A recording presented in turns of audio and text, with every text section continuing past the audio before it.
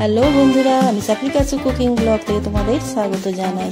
আজ দুপুরে কি রান্না করলাম সেটাই তোমাদের দেখাতে চলে এলাম।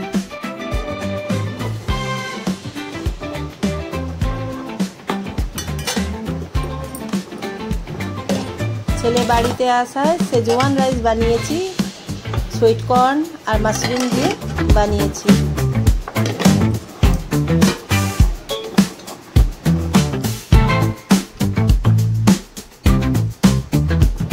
আর ওর সঙ্গে খাওয়ার জন্য সোয়াবিন চিলি বানিয়েছি।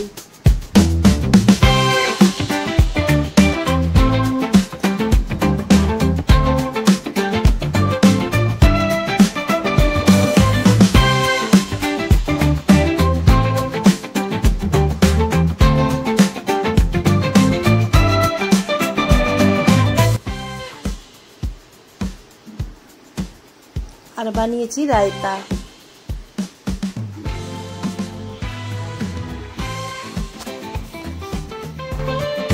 দইয়ের রায়তা শসা, পেঁয়াজ, ধনেপাতা দিয়ে বানিয়েছি। আর দিয়েছি জিরে গুঁড়ো আর পেটিগুলো, চাট মশলা।